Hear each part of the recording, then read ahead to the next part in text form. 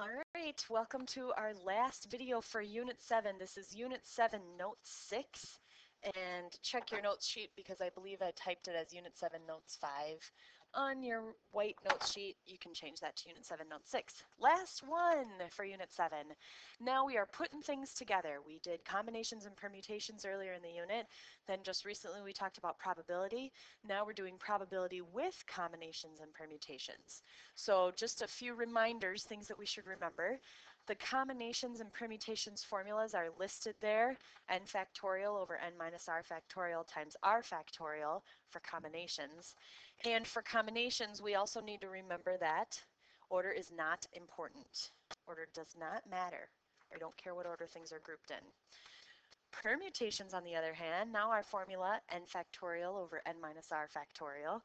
Here, order is important. This is when we're ranking things like first, second, third, or in order of how we like something, or anytime it says arrangement, or line them up, put them in a line. That's a different order, okay? So that would be permutations. Now we're going to use combinations and permutations to find some probabilities today. Let's take a look at number 1. In number 1, it says a combination bike lock requires a 3-digit code made up of the digits 0 through 9. No number can be used more than once. And first, the first thing that we should do, we need to determine, is this permutations or combinations? In this case, it's a combination lock. Now, we know that we can't switch the combination on a combination lock. We can't change the order, so this would be a permutations. Okay. Now, the next thing that we need to know, before we start finding any probabilities, we should know how many total combinations there are.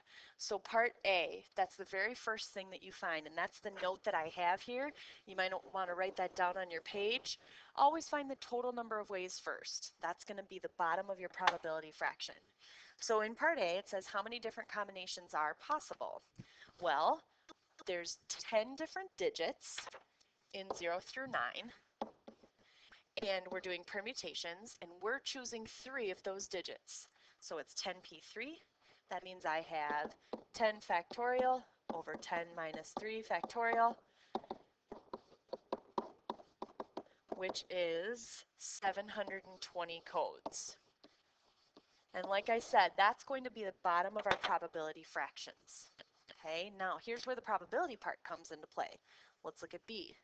B says, what's the probability that all the digits of the code are odd? So we need to know how many odd digits are there and how many ways can we arrange those odd digits. The odd digits are 1, 3, 5, 7, 9. So there's 5 of them. So if I'm going to arrange a 3-digit code, I'm going to have 5 options for the first digit, 4 options for the second digit because it says no number can be used more than once, and 3 options for the third digit. Multiplying that out, 5 times 4 times 3 ends up being 60. So there's 60 ways to have an odd digit code. There's 720 total codes. So 60 divided by 720, you can use your calculators. By the way, you might want to have your calculator out for this lesson because there's lots of big numbers that have to be divided. So 60 divided by 720 gives us 0.083. Okay, let's look at the next one. I'm going to get rid of this stuff. Let me delete, there it is. In the next one, part C, what's the probability that the first digit is 3? So now if we think of our 3-digit code, that means this digit has to be a 3. No number can be used more than once. So after I use the 3, then there's only, I'm sorry, let me back that up. This digit has to be a 3. There's only one 3 in the list. Then I have 9 options left because I've used the 3. So I have 9 options left for the next number. Then once I use a number there, I have 8 options left for the last number. So 1 times 9 times 8 is going to give me 72. And again, I have 720 total possibilities. 720 possible codes, so 72 out of 720. That's the same thing as 0.1. So let's just talk through how I got these numbers here again. There's only 1 3 in the list, so there's only one way that I can list 3 in the first spot. Once I use the 3, then I have 9 digits left. After I pick a number for the second spot, then I have 8 digits left. Okay.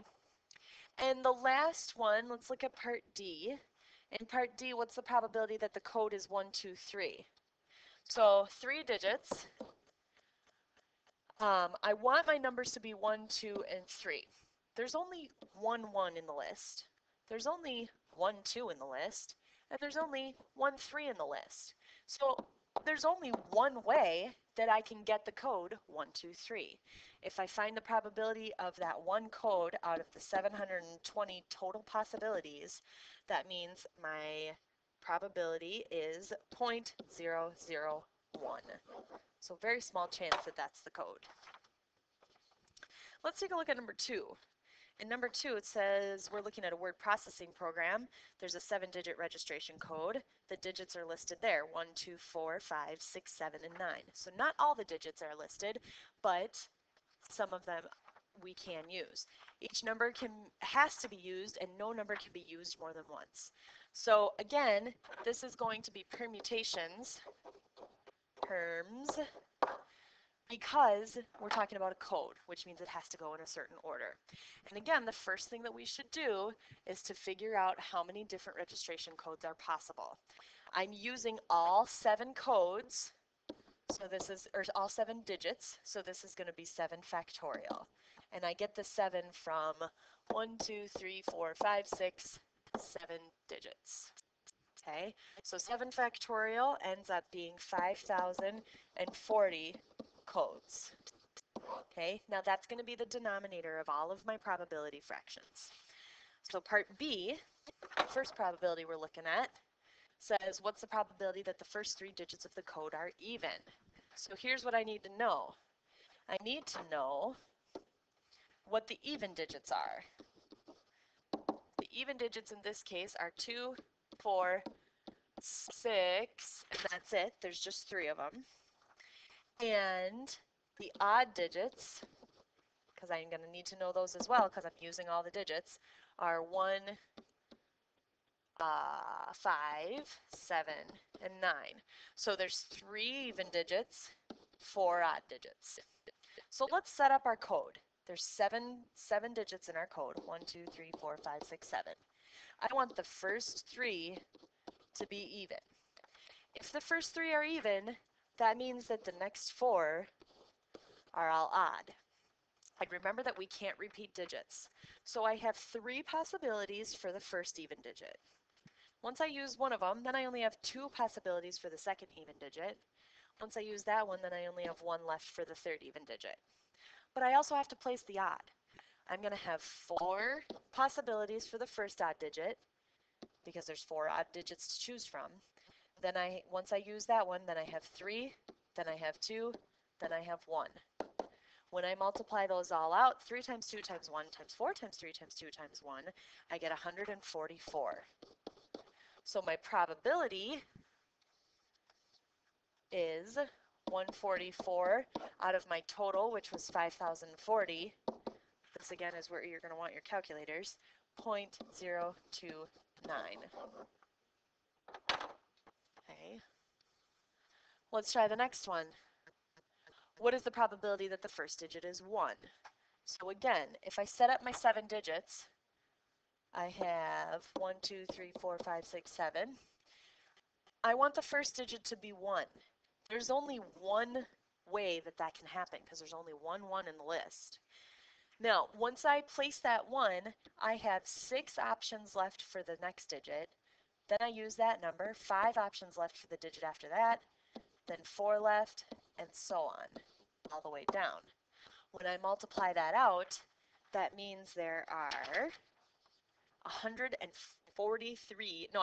720 different ways that I can have the code where 1 is at the beginning. There's 720 ways. So for my probability, 720 ways where 1 is at the beginning, 5,040 ways total, That's where we get a probability of 0.143. Okay. I want you to do part D on your own in number 2, and we're going to jump down to number 3.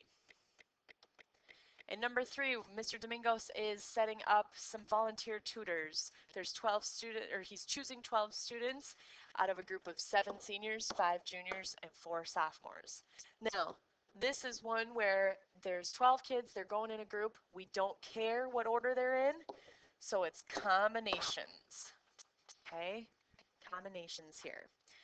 Again, the first thing that we have to do is to figure out, put your marker down, there we go, how many total combinations the 12 students could be chosen in. So I have 16 students total, because I have 7 plus 5 plus 4, which is 16. And I'm choosing 12 of them. That's 16C12. Think back to that combinations formula. There it is.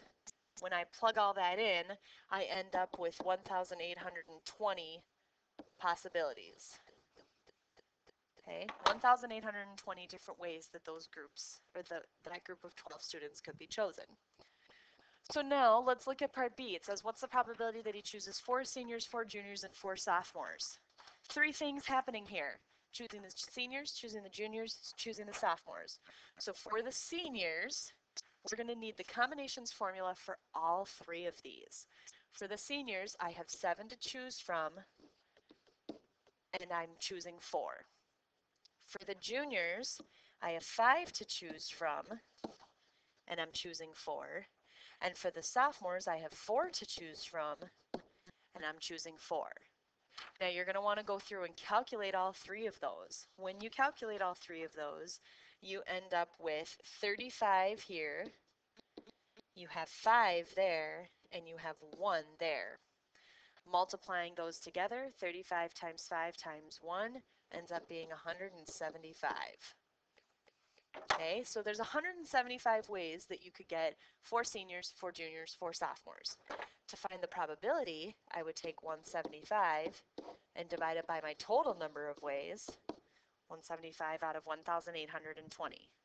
You end up getting 0.096 for your probability. Okay, let's find the next one. Part C. What's the probability that all 7 seniors are chosen? Okay, now keep in mind we're choosing 12 people, but we want to know how all 7 seniors can be chosen. So we've got the seniors are choosing all 7 of them, so that's 7C7. Now we have to think about the rest of the group. There's 7 seniors, there's 9 students in the rest of the group. Okay, so out of those 9 students, I'm going to have 5 of them that I have to choose. So I have 9C5, because I already picked 7 seniors. So I need 5 others, because that 7 and 5 is going to give me the group of 12. There's only one way that you can choose all 7 seniors. 7C7 is 1. When I do 9C5, I end up with 126. 1 times 126 is 126.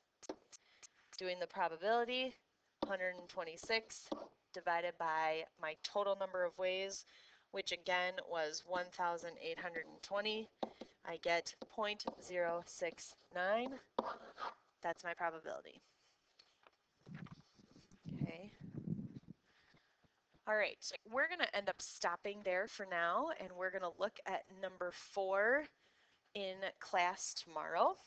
So thanks for watching the video for tonight, and we will see you tomorrow.